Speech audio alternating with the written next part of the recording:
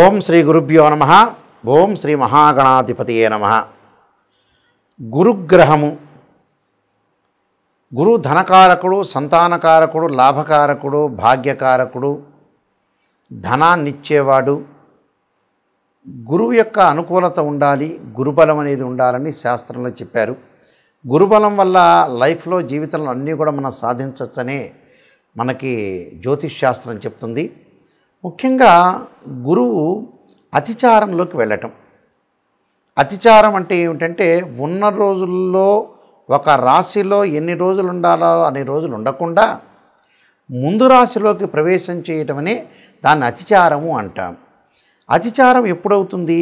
October 18వ తారీఖున పునరస్సు నక్షత్రము 4వ పాదంలో రాత్రి 7:47 గురువు కర్కాటక రాశిలోకి ప్రవేశిస్తాడు. ప్రవేశించి 45 రోజుల పాటు కర్కాటక రాశిలో సంచారం చేసి డిసెంబర్ 5వ తారీఖు పునరస్సు నక్షత్రం 3వ పాదంలోకి సాయంత్రం పూట 5:25 మిథున రాశిలోకి తిరిగి మిథున రాశిలోకి వెళ్ళిపోతాడు. దీన్ని అతిచారము అంటారు.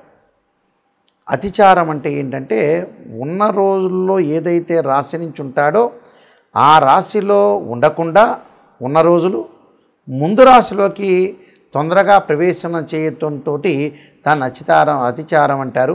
ఇది 45 రోజుల పాటు కర్కాటక రాశిలో గురువు యొక్క సంచారం అని జరుగుతుంది. వీళ్ళందరికీ కూడా ద్వాదశ రాశులు అన్న వాళ్ళందరికీ కూడా ఏ విధంగా ఉంటుందో, బృహస్పతి అంటే దేవగురువైన బృహస్పతి యొక్క ఫలితం ఏ విధంగా ఉందో ఒకసారి తెలుసుకుందాం. కుంభరాశి వాళ్ళకి గురువు యొక్క బలం ఏ విధంగా ఉంది? అతిచార సంచారం వల్ల ముఖ్యంగా కుంభరాశి వాళ్ళకి ద్వితీయాధిపతి, అలానే లాభాధిపతి అయిన గురువు వీళ్ళకి షష్ఠమ స్థానంలో ఉంటాడు. ఈ షష్ఠమ స్థానం అతిచారం వల్ల ఎలాంటి ఫలితాలు జరగబోతున్నాయంటే, ఈ పెద్ద ఇబ్బందికరమైన వాతావరణం అనేది ఉండదు, కానీ కొద్దిగా మనం జాగ్రత్తగా ఉండటం మంచిది. అంటే జాయింట్ దారులతోటి కొంత అనుకూలంగా ఉంటుంది. భార్యాబిడ్డలతోటి సఖ్యతగా కలిగే అవకాశాలు ఉంటాయి. కొంత మానసికంగా ప్రశాంతత లేకపోవటం, వృత్తి వ్యాపారాల యందు కొన్ని సమస్యలు వచ్చే అవకాశాలు ఉంటాయి. ఆ సమస్యలన్నీ కూడా తొందరగా తీరిపోయే అవకాశాలు ఉంటాయి. పై అధికారుల వాళ్ళ ద్వారా కూడా కొంత ఒత్తిళ్లకు గురైనా మానసికంగా విల్ పవర్తో స్ట్రాంగ్గా ఉండే అవకాశాలు ఎక్కువ. స్థాన మార్పులు, ప్రమోషన్లు, బదిలీలు జరిగే అవకాశాలు ఎక్కువ ఉంటాయి. ఉదర సంబంధమైన వ్యాధుల విషయంలో జాగ్రత్త ఉండాలి. రోగాలు, అగ్ని ప్రయాణాలు, భయాల వల్ల కొంత జాగ్రత్తగా ఉండాలి. అంటే ధారాపుత్ర విరోధచ్చ స్వజనే కలహస్తదా అన్నారు. అంటే ధారాపుత్ర విరోధముతోటి స్వజనులతోటి కలహించటం, స్వజనులతోటి బయట ఉన్న వ్యక్తులతోటి కలహారు, అలానే చోరాగ్ని నృప భీతచ్చ షష్టమస్తే భవే దుర్గో అన్నారు. అంటే చోర్ల వల్ల, అగ్ని వల్ల, రాజుల వల్ల భయాన్ని కలగజేయకుండా జాగ్రత్త ఉండండి. అంటే భయం కలగకుండా, అగ్ని వల్ల, చోరుల వల్ల భయాలు కలగకుండా చూసుకోండి. అంటే ధనం విషయంలో కొంత పొదుపును పాటించి ధనం ఎవరికి పడితే వాళ్ళకి ఇవ్వకుండా, ఫైనాన్షియల్ పరంగా అవుటర్స్కి ఎవరికి ఇవ్వకుండా అవసరాన్ని బట్టి డబ్బు ఇవ్వండి. ఎందుకంటే డబ్బు ఇస్తే మళ్ళీ తిరిగి వచ్చే సూచనలు అనేవి లేవు. కాబట్టి ఇలాంటి విషయాల్లో కొద్దిగా అప్రమత్తంగా ఉండటం చాలా మంచి. అంటే దాయాదుల వల్ల, బంధుమిత్రులతో సమస్యలు రాకుండా, నౌకర్లను అంటే మన దగ్గర కింద పనిచేసే వాళ్ళ ద్వారా కానీ, వ్యాపార భాగస్వామ్యం చేసే వ్యక్తులు కానీ, అంటే మన కింద పనిచేసే వర్కర్లు కానీ, పార్ట్నర్షిప్ సంబంధించిన విషయాల్లో కొద్దిగా జాగ్రత్తగా ఉండాలి. అంటే అనేకమైన ఒత్తిళ్లకు గురి కాకుండా, మానసికంగా ఆందోళన చెందకుండా ప్రశాంతంగా ఉండండి అని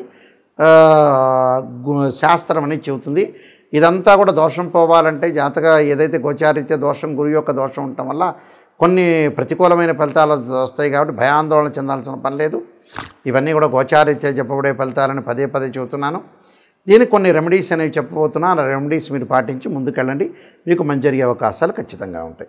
గురువు మనము చెప్పుకున్నట్టుగా సంతానాన్ని ఇచ్చేవాడు. ఆ గురువు యొక్క అనుకూలత ఉంటే ఉద్యోగం కానీ, విద్య యందు కానీ, సంపదన కానీ, సంపద సృష్టించటం కానీ, సంపద ఏర్పరచటం కానీ, ఆర్థిక పరంగా తనతో పాటు మనతో పాటు నలుగురు జీవించటం, నలుగురికి భోజనం పెట్టడము, ఇలాంటివన్నీ కూడా గురుగ్రహం యొక్క అనుకూలత ఉంటేనే మనం ముందుకు వెళ్ళగలుగుతాం. గురువు అనుకూలంగా లేదనుకోండి, మనం బాగుపడలేము, మన ద్వారా ఎదుటి వాళ్ళు కూడా పెద్దగా బాగుపడే అవకాశం అనేది లేదు.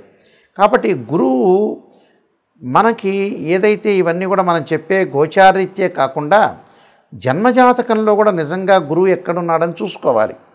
ఎలా తెలుస్తుంది మనకి చాలామంది కూడా తెలియదు. ఓన్లీ గోచారం అనేది 20% మాత్రమే రిజల్ట్స్ ఇస్తుంది. 20% సపోర్ట్. ఎంతవరకు సపోర్టు? మనం ఎంత కృషి చేసినా ఆవగిందంత అదృష్టం ఉండాలంటాం మనం. అంటే ఆ అదృష్టమే గోచారం అని అర్థం. గోచారం ఎప్పుడు కూడా 20% మాత్రమే రిజల్ట్స్ ఇస్తుంది. ఇదే కేవలం జరుగుతుందనే పాయింట్ మీద అనుకోవద్దండి.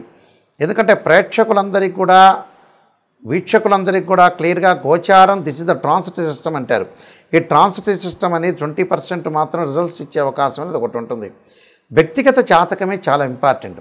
వ్యక్తిగత జాతకంలో ఎవరికైతే గురువు 6, 8, 12 స్థానాల్లో ఉన్న వ్యక్తిగత జాతకంలో వాళ్ళ బర్త్ చార్ట్లో, అలానే గురువు రాహుతో కలిసిన, కేతువుతో కలిసిన, అలానే గురుశనుల యొక్క కలయిక కానీ కలిస్తే కొన్ని ఇబ్బందులు కలిగే సూచనలు అనేవి బాగా ఎక్కువ ఉంటాయి. అంటే గురువు అశ్విని, మఖ, మూలా నక్షత్రాల్లో ఉండకూడదు. గురువు ఆరుద్ర, స్వాతి, శతభిష నక్షత్రంలో ఉండకూడదు. అలానే గురువు పుష్యమి, అనురాధ, ఉత్తరాభాద్ర నక్షత్రంలో కూడా ఉండకూడదు. ఉంటే ఏం జరుగుతుంది? ఫైనాన్షియల్ పరంగా పొజిషన్ అనేది బాగలేకపోవటం, ఎంత ప్రయత్నం చేసినా కూడా ఫైనాన్షియల్ పరంగా ఇబ్బందులు, ఎకనామిక్ క్రైసిస్ వచ్చే అవకాశాలు ఎక్కువగా ఉంటాయి. అంటే ఆర్థిక పరిస్థితి అనేది అనుకూలంగా లేకపోవడం జరుగుతుంటుంది. కాబట్టి ఈ 6, 8, 12 స్థానాలు ఏమిటంటే బర్త్ చార్ట్, అంటే జన్మ లగ్నం నుంచి అనుసరించేవి. జన్మ లగ్నం నుంచి కూడా గురువు అనుకూలంగా ఉండాలి. ఉంటేనే గురుచండాలయోగ దోషాలు, గురుకేతువులు కలిసిన, గురు రాహువులు కలిసిన గురుచండాలయోగ దోషాలనే ఉండకూడదు.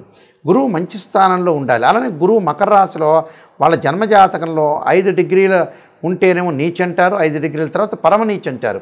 గురువు కూడా నీచ స్థానంలో ఉండకూడదు. గురువు కూడా పాపగ్రహ నక్షత్రాల్లో ఉండకూడదు. పాపగ్రహ నక్షత్రాలు అంటే పాపగ్రహ నక్షత్రాలు కాదు. గురువు రాహు నక్షత్రంలో కానీ, కేతు నక్షత్రంలో, శని నక్షత్రంలో కానీ ఉండకూడదు. ఉంటే ఏంటంటే ఫైనాన్షియల్ పరంగా డెవలప్మెంట్ అనేది అయ్యే అవకాశం అనేది ఉండదు.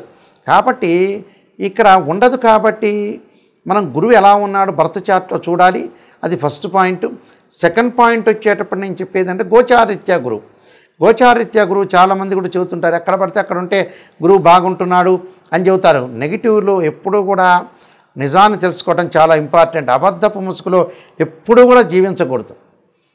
నెగిటివ్ చెప్పినా, ఒక ఆస్ట్రాలజర్ నెగిటివ్ చెప్పినా దాన్ని తీసుకోవాలి.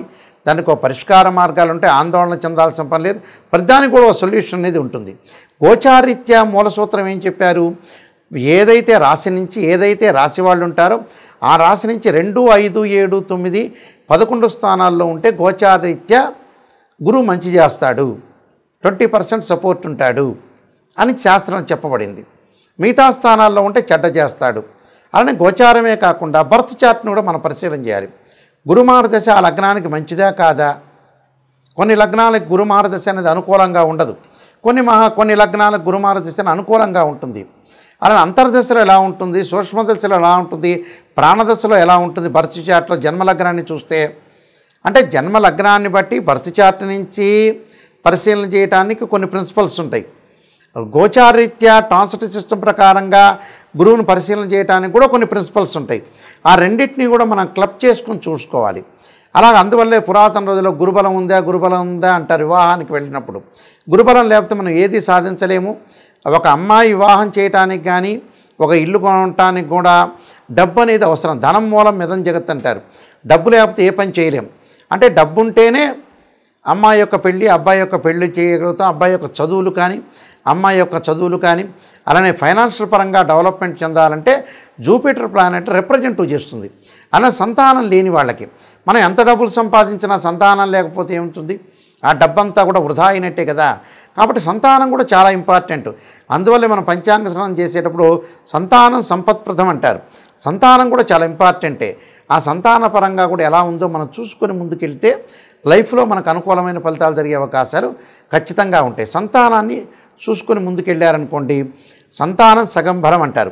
ఫైనాన్షియల్ పరంగా కానీ, ఉద్యోగ పరంగా కానీ, ఆదాయ పరంగా కానీ, గృహంలో అలక్ష్మీ పరిహారం అంటారు. అంటే లక్ష్మీదేవి అనుకూలత ఉండాలంటే అందువల్లే మనకి చాలా చోట్ల కూడా గురువారాన్ని లక్ష్మీవారం చెబుతుంటారు. అంటే లక్ష్మీ కరుణాకటాక్షం ఉండాలంటే జాతకంలో బర్త్ చార్ట్లో గురుగ్రహం యొక్క అనుకూలత ఉండాలి. గురువు బాగున్నాడు అనుకోండి, మన అన్నీ కూడా అనుకూలంగా ఉన్నట్టు. కానీ గోచారం అనేది ఏంటంటే 20% మాత్రమే సపోర్ట్ చేసే అవకాశాలు అనేవి ఖచ్చితంగా ఉంటాయి. కాబట్టి నేను కొన్ని రెమెడీస్ అనేవి చెప్తున్నాను, ఆ రెమెడీస్ మీరు పాటించండి. గురువు బాగలేని వాళ్ళు ఖచ్చితంగా జాతకంలో గురుచండాల యోగ దోషం ఉందా లేదా చూసుకోవాలి. బృహస్పతి జపం చేసుకోవాలి. వీలైతే బృహస్పతి శ్లోకాన్ని చదవటం, దేవానాంచ ఋషీనాంచ గురుకాంచన సన్నిభం బుద్ధిమతం త్రిలోకేశం తమ నమామ్యం బృహస్పతి అనే మంత్రాన్ని, దత్తాత్రేయ స్వామి యొక్క స్తోత్రపారణాన్ని, దత్త కవచాన్ని, వీలైతే నవగ్రహాల్లో బృహస్పతి గురువారం రోజున గురుహోరలో ప్రయాణం చేయటం, శనగలతో చేసిన వంటకాన్ని ప్రధాన అర్చకులకు ఇచ్చి భక్తులందరికీ కూడా పంచమని చెప్పటం, అలానే శనగలు దానం చేయటం, అలానే నానబెట్టిన శనగలు ఆవుకు పెట్టడం, అలానే గురుచండాల యోగదాశానికి బృహస్పతి పాశుపతాస్ రుద్రాభిషేకం, సర్పసూక్త పాశుపతాస్ రుద్రాభిషేకం, బృహస్పతి జపం చేయటం, అలానే దశాంక్షేత్రర్పణము, అలానే బృహస్పతి హోమం రావి సమితులతోటి శనగలు దానం చేయటం చేయాలి. ఇవన్నీ కూడా దత్తాత్రేయ స్వామితో పాటు దత్తాత్రేయ స్వామి యొక్క స్తోత్ర పాలనం చేసుకోవటం వల్ల గురువుకి అధిష్టాన దేవతలు, అంతరిక్ష దేవతలు కూడా ఉంటారు. అంటే అధిదేవత, ప్రత్యదేవత, అధిష్టాన దేవత, అంతరిక్ష దేవతలు ఉంటారు. వాళ్ళందరూ కూడా భక్తితో కొలవటం ఒకటి. గురువుకు అంతరిక్ష దేవత తారాదేవిని కూడా భక్తి శ్రద్ధలతోటి అమ్మవారి యొక్క ఆరాధన కూడా చేయటం అనేది చాలా ఇంపార్టెంట్. అంటే ఇంద్రుణ్ణి ఆరాధన చేయాలి, బృహస్పతిని ఆరాధన చేయాలి. ఇలాగా ప్రతిదీ కూడా ఆరాధన చేయటం అనేది చాలా ఇంపార్టెంట్. కాబట్టి పరమేశ్వరుని కూడా ఆరాధన చేయటం వల్ల చాలా మంచి జరిగే అవకాశాలు ఎక్కువ ఉంటాయి. గురువుల్ని పూజించడం వల్ల కూడా మనకు మంచి సుఫలితాలు జరిగే అవకాశం ఖచ్చితంగా ఉంటుంది. మీ అందరికీ కూడా గురువు యొక్క అనుకూలత ఉండాలి, అనుగ్రహం అనేది కలగాలని ఆశిస్తూ, మీ అందరికీ కూడా మంచి జరగాలని ఆశిస్తూ సర్వే జనా సుఖినో భవంతు.